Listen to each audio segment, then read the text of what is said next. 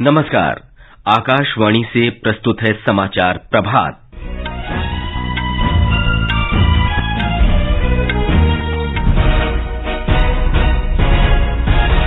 केंद्र की नई एकीकृत खाद्य सुरक्षा योजना आज से लागू।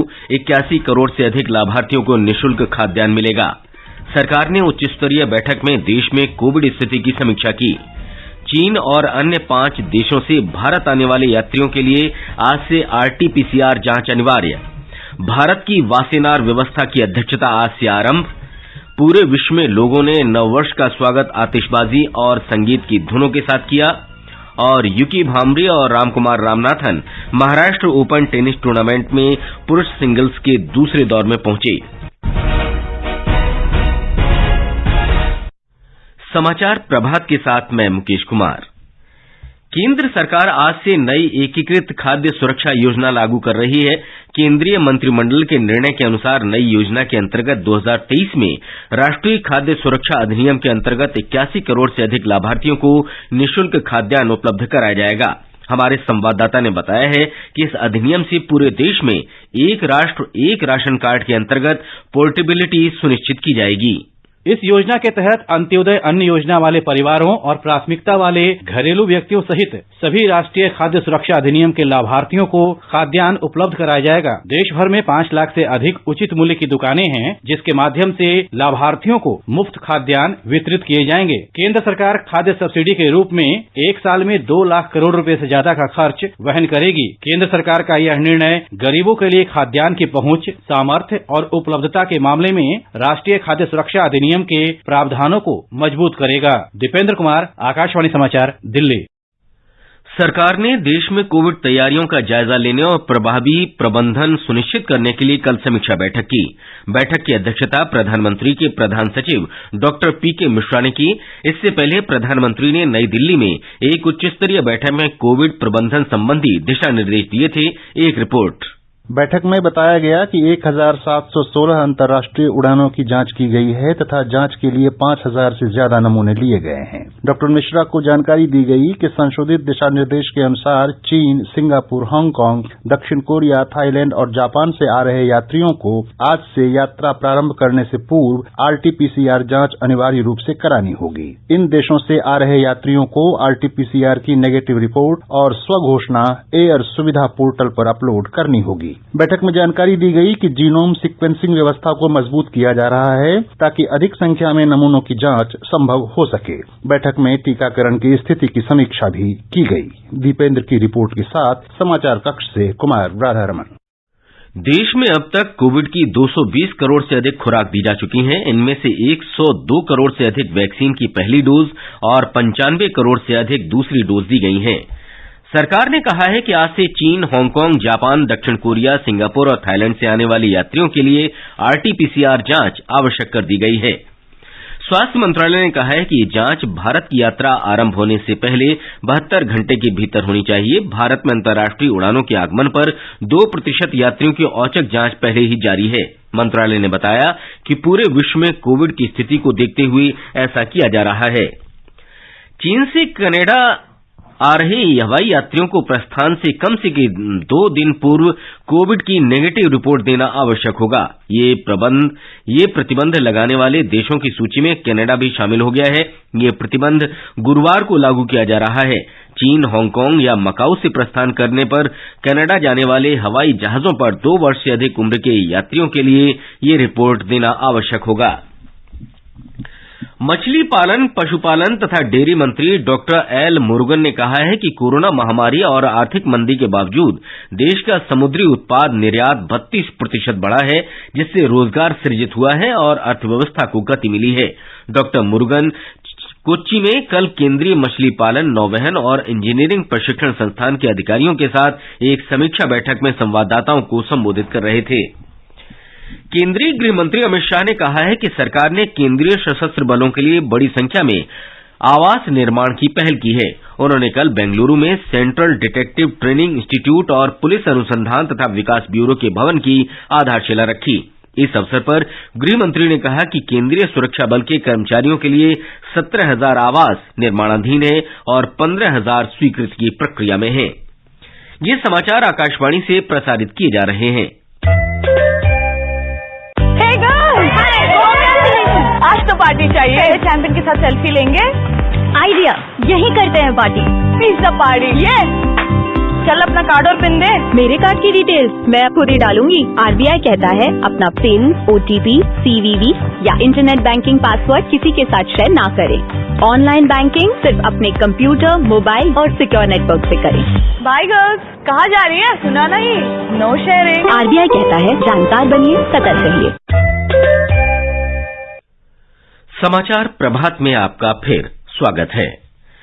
दुनिया भर में साथ साथ देश में नववर्ष 2023 का स्वागत उल्लास और उमंग के साथ किया गया। नए वर्ष का जश्न सबसे पहले किरीबाती में मनाया गया।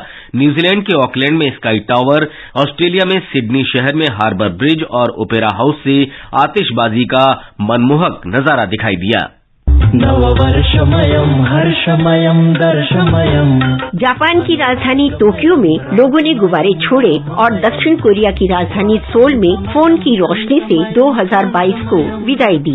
रूस में राष्ट्रपति पुतिन ने सैनिकों के साथ नए साल का स्वागत किया। वहीं युद्धग्रस्त यूक्रेन के राष्ट्रपति जेलेंस्की ने देशवासियों को उनके संघर्ष के जज्बे के लिए धन्यवाद दिया। दुबई में दुनिया के सबसे ऊंचे भवन बुर्ज खलीफा में भी आतिशबाजी से नव वर्ष का अभिनंदन हुआ। देश भर में नई उमंग और नई तरंग से नव वर्ष का स्वागत आतिशबाजी, संगीत और अन्य कार्यक्रमों के साथ किया गया। दिल्ली में बड़ी संख्या में लोग इंडिया गेट पर इकट्ठा हुए। मुंबई में लोगों को संगीत पर झूमते देखा गया। गोवा में रंग बिरंगी सजावट के साथ समुद्र तट पर लोगों ने उत्साह से नए वर्ष का स्वागत किया। केरल में हजारों लोग समुद्र तट, होटलों और पर्यटन स्थलों पर एकत्रित हुए।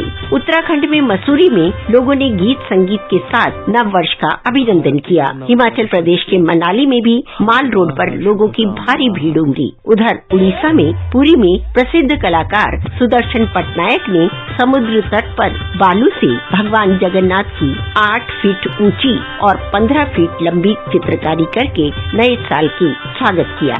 समाचार कक्ष से विजय लक्ष्मी का सूटिया। हर्षमयं दर्शमयं।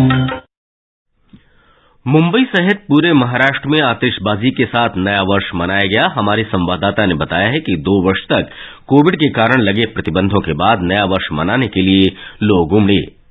जैसे ही घड़ी में रात के 12 बजे विभिन्न पर्यटन स्थलों पर जमा लोगों ने एक दूसरे को बधाई और गले लगाकर नए साल 2023 का स्वागत किया। महाबलेश्वर, माथेरान जैसे प्रसिद्ध पर्यटन स्थल और कोंकण के अन्य समुद्र तट किनारे के स्थान मौज मस्ती करने वालों से अभिभूत हैं। सपनों का शहर मुंबई में उत्साह अपने चरम पर था, जहां लोग पब्स में उत्साहजनक संगीतमय कार्यक्रम में झूम रहे थे। प्रसिद्ध गिरगांव चौपाटी, जुहू चौपाटी, मरीन ड्राइव और गेटवे ऑफ इंडिया पर भारी संख्या में भीड़ उमड़ी। कुणाल शिंदे, आकाशवाणी समाचार, मुंबई। हिमाचल प्रदेश सरकार ने पूरे राज्य में पर्यटकों की सुविधा के लिए कल तक सभी दुकानें, रेस्तरां और होटल को 24 घंटे खोलने का फैसला किया है।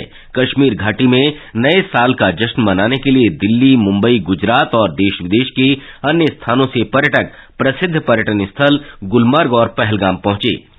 जम्मू में माता वैष्णो देवी मंदिर में कल कड़ाके की ठंड के बावजूद श्रद्धालुओं की भारी भीड़ देखी गई। राष्ट्रपति द्रौपदी मुर्मू और उपराष्ट्रपति जगदीप धनखड़ ने नववर्ष पर लोगों को शुभकामनाएं दी हैं। राष्ट्रपति ने अपने संदेश में आशा व्यक्त की कि नया वर्ष प्रत्येक व्यक्ति के जीवन में नई खुशियां लाएगा। उपराष्ट्रपति जगदीप धनखड़ ने अपने संदेश में कहा कि यह आनंदपूर्ण क्षण तीव्र विकास के मार्ग को प्रशस्त करेगा। दिल्ली पुलिस ने बिहार शराब त्रासदी मामले में वांछित अभियुक्त को गिरफ्तार कर लिया है। पिछले महीने बिहार में नकली शराब पीने के बाद कई लोगों की जान चली गई थी। अभियुक्त की पहचान के बिहार के सारण जिले के निवासी रामबाबू महतो के रूप में की गई है। विशेष पुलिस आयुक्त रविन्द्र सिंह यादव ने बताया कि तकनीकी निगरानी और स्पष्ट सूचना मिलने के आधार पर मामले के प्रमुख अभियुक्त को गिरफ्तार किया गया। भारत आज से वासेनार समझौते के पूर्ण सत्र का अध्यक्ष बन गया है। इस समझौते में 42 देश शामिल हैं। ये समझौता निर्यात को नियंत्रित करने वाली एक स्वैच्छिक संस्था व्यवस्था है, जिसमें पारंपरिक हथियारों और दोहरे उपयोग वाली वस्तुओं के हस्तांतरण पर नजर रखी जाती है। इस समझौते का 26वां वार्षिक पूर्ण सत्र पिछले वर्ष 30 नवंबर और 1 दिसंबर को ऑस्ट्रिया की राजधानी वीना में आयोजित किया गया था। इसमें आयरलैंड के राजदूत ने भारत के राजदूत जयदीप मजूमदार को अध्यक्षता सौंपी थी। श्री मजूमदार वियना में संयुक्त राष्ट्र और अंतर्राष्ट्रीय संगठनों में भारत के स्थायी प्रतिनिधि हैं। वासेनार समझौते के पूर्ण सत्र में सहमति के आधार पर मुख्य निर्णय लिए जाते हैं। देश के उत्तर पश्चिमी भागों में आज से शीतलहर के बढ़ने की आशंका है। मौसम विभाग ने कहा है कि अगले 5 दिन पंजाब, हरियाणा, चंडीगढ़, दिल्ली, हिमाचल प्रदेश, उत्तराखंड, उत्तर प्रदेश और उत्तरी राजस्थान में शीतलहर का प्रकोप रहेगा।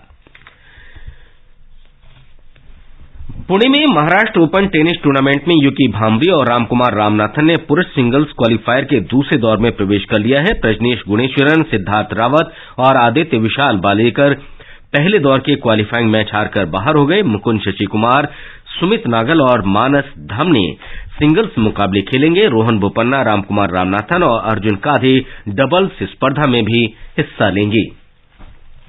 सेवानिवृत्त एयर मार्शल पीवी अय्यर ने कल प्रधानमंत्री नरेंद्र मोदी से मुलाकात की और अपनी पुस्तक फिट एट एनी एज की प्रति भेंट की। प्रधानमंत्री ने ट्वीट में कहा कि श्री अय्यर का उत्साह और स्वस्थ रहने के लिए उनका जुनून उल्लेखनीय है।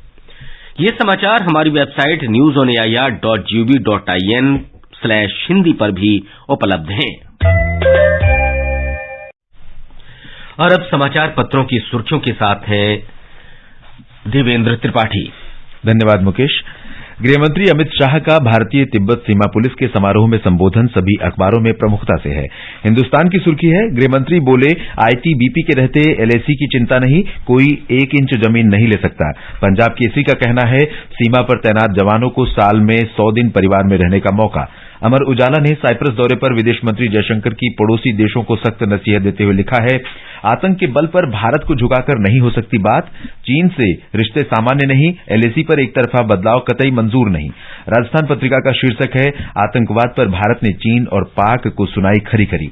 नवभारत टाइम्स की सुर्खी है, आतंकी सलाहुद्दीन पर एक्शन की तैयारी में जम्मू कश्मीर पुलिस, पाक में बैठा हिजबुल कमांडर भारत में मोस्ट वांटेड आतंकी। जनसत्ता लिखता है, जम्मू कश्मीर में पिछले साल 56 पाकिस्तानियों सहित 186 आतंकी ढेर। राष्ट्रीय सहारा का शीर्षक है, मिशन 2024 मोदी कैबिनेट में होगा फेरबदल, बजट सत्र के आसपास हो सकता है आखिरी बदलाव। हरिभूमि की सुर्खी है, राहुल होंगे विपक्ष का पीएम चेहरा, नाथ के बयान पर बोले नीतीश, नो प्रॉब्लम। दैनिक जागरण ने नए साल में आसमान में होंगे अरमान, बढ़ेगा स्वाभिमान शीर्षक से लिखा है, विश्व शक्ति के रूप में भारत की हैसियत होगी मजबूत, G20 की अध्यक्षता के साथ ही सॉफ्ट पावर का केंद्र बनेगा भारत। अमर उजाला का शीर्षक है, आसमान में छाएगा भारत, इसरो के चंद्रयान गगनयान की उड़ान संभव। देशबंधु ने नए साल का स्वागत शीर्षक के साथ प्रशांत द्वीप के समोआ, टोंगा और किरिबाती में नववर्ष समारोह का चित्र देते हुए लिखा है, इन देशों में सबसे पहले नए साल का स्वागत किया गया। दैनिक ट्रिब्यून ने पोप बेनेडिक्ट 16वें के निधन की खबर देते हुए लिखा है, उन्हें एक ऐसे धर्मगुरु के रूप में याद किया जाएगा जो पोप के पद से इस्तीफा देने वाले 600 वर्षों में पहले कैथोलिक धर्मगुरु थे। दैनिक भास्कर ने खास खबर देते हुए लिखा है, ध्यान योग से सकारात्मक ऊर्जा बढ़ी, ड्रग से 4% मौत घटी। विज्ञान ने भी माना, यदि समूह में ध्यान योग करते हैं तो उसकी ऊर्जा का असर पूरे क्षेत्र में। वीर अर्जुन की सुर्खी है, सऊदी अरब के क्लब से जुड़े रोनाल्डो 1 साल में कमा सकते हैं $200 मिलियन। अंत में मुख्य समाचार एक बार फिर। केंद्र की नई एकीकृत खाद्य सुरक्षा योजना आज से लागू, 81 करोड़ से अधिक लाभार्थियों को निःशुल्क खाद्यान्न मिलेगा। सरकार ने उच्च स्तरीय बैठक में देश में कोविड स्थिति की समीक्षा की।